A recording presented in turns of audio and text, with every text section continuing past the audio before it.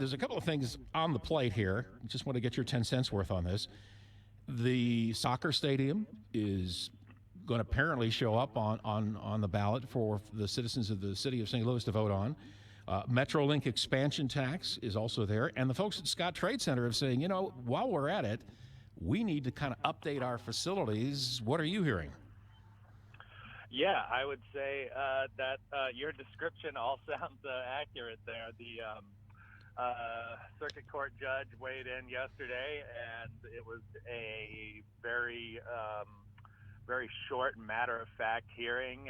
The city said that they approved this thing late. They wanted it on the ballot. The elections board said that they don't have a problem with that, normally at this point they might have finished or been close to finishing their ballots for the upcoming election, but or especially absentee ballots that normally go out 6 weeks before. But because we have this primary on March 7th that is so close to April 4th, they haven't prepared those absentee ballots yet. So so there's no inconvenience to them, and really without any problems or complications presented by this scenario to the judge. He just signed off on it basically, and there you have MetroLink and MLS on the ballot, and we're going to Scott Trade. It went through some amendments, and now it looks like that maybe is likely to pass the Board of Aldermen. So it's right now, I'd say supporters of stadiums, it's been a favorable week for them. Help me out a little bit on this MetroLink expansion, because I thought I read in the Post-Dispatch that if the tax goes through, the people in the city of St. Louis say, fine, we're going to go ahead and do this, and revenue will start being generated. But this thing is going to take a long, long time to build. Am I wrong in thinking that? Right. It is going to take a long time to build. What city voters are voting on in April is whether to essentially help secure the funds to, in the future, the political term is to leverage. You want to use this revenue source to leverage a bond that you may float, as well as to demonstrate to potential groups that would be granting money to this, whether it's the state or the federal government, to show that they're putting money into a pot for this kind of project, that they'll have matching funds for this. But yeah, it is. This is just the beginning. I haven't even heard a timeline of how long it would take to actually get MetroLink done, and I think the projected cost of this north-south connector is huge, perhaps up to $2 billion over time. Yeah. Well, nothing is inexpensive in this world anymore. The one thing that I saw that, and again, quoting the Post-Dispatch, they were making, and I wish I could remember the reporter's name, it might have been you, talking about the fact that this line, this north-south line, is not going to be the same as the other lines are.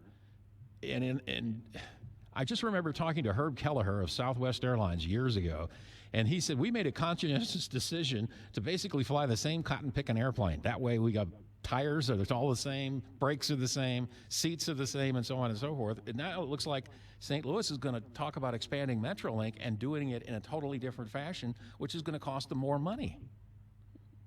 Well, that may be a better question for our City Hall reporter, Karan Addo.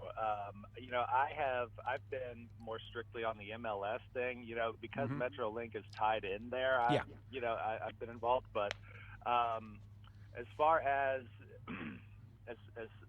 doing it differently, a motive for that, I don't have the answer. Let's talk about soccer in St. Louis. I had a friend of mine who sent me a note, and he said, didn't we go through this with a football team a number of years ago, where we basically built a facility that we're still paying for, and we didn't even have a team at the time? Am I wrong, or is this a much more concerted effort on the part of people with soccer who are saying, if you guys build this thing, we're pretty much going to guarantee you a team? My recollection, looking at the history of the Dome, is that that was well in the works before there was really any serious inkling that the city could get another NFL team, and also that the football Cardinals left because no one seemed to be interested in them at all. Yeah. is what I seem to read in the history books. But so yeah, and I think it was the contract.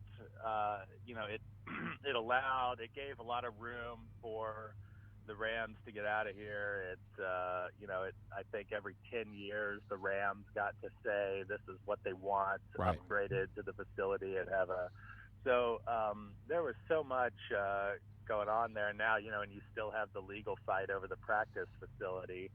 And I think that in this case, it still has, after 30 years, I think there's still the potential for some problems to come up. I think that there may need to be some contingencies for that, because in 30 years there could possibly be issues with the stadium, just as with Scottrade, just as with the Dome. Mm-hmm.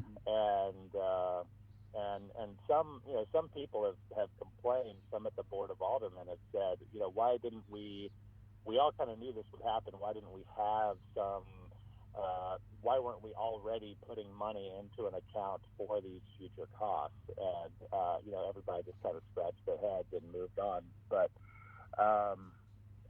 it's sort of like the state of Illinois. It's sort of like the state of Illinois, who has all these financial obligations, and for years they never put monies aside for those obligations, and now, they're in the hole big time. So, yeah. but that's their problem, I guess. Yeah, I think. But so in this case, though, I think you've also got to look at the ownership group. The ownership group is all St. Louis based.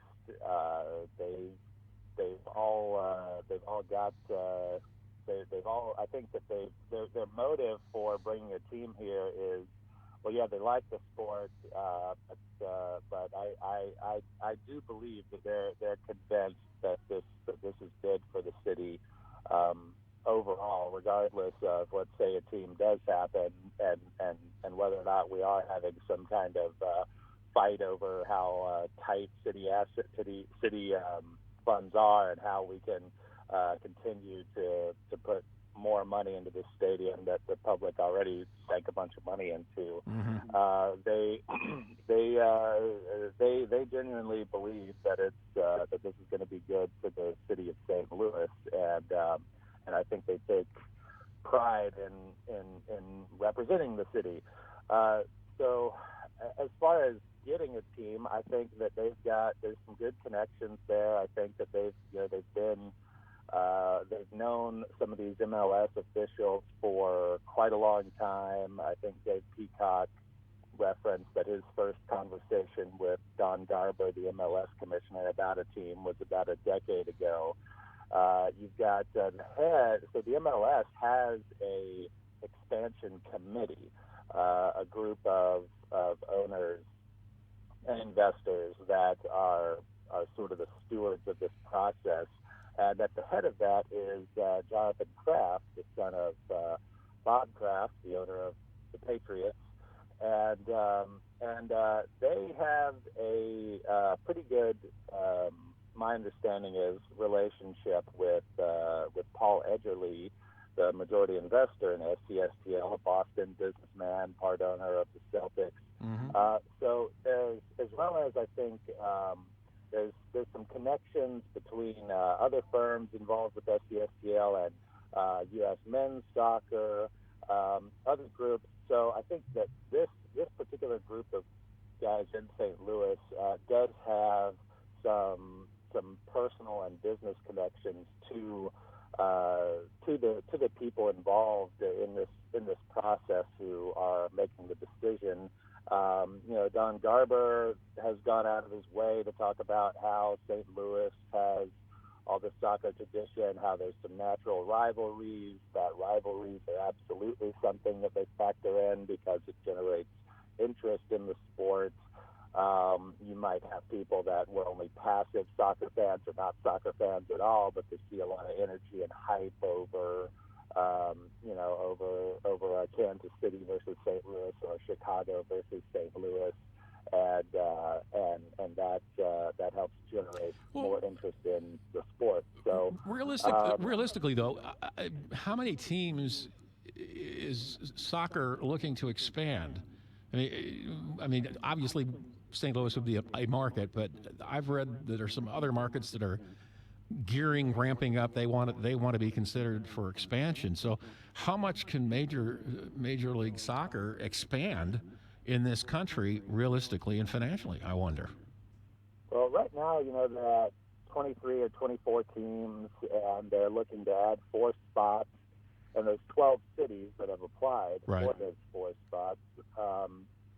And some of those are bigger media markets, and thus would probably have more lucrative advertising deals. And actually, by my, I don't follow international soccer that closely, but some other soccer fans I talk to who are diehards, they say that the MLS, the way it's structured, is a very American sort of league, whereas all of our professional leagues seem to have 30 teams or so. A lot of the leagues abroad have much smaller, and they're kind of you have more leagues in general and fewer teams in those leagues, and they're kind of set up on a class, sort of like with college, with 1A, 2A, and so MLS is kind of doing its own thing, I guess, in its own American way. So if they're going to 28 teams, I would imagine expansion probably settles down for quite a while after that. Mm-hmm.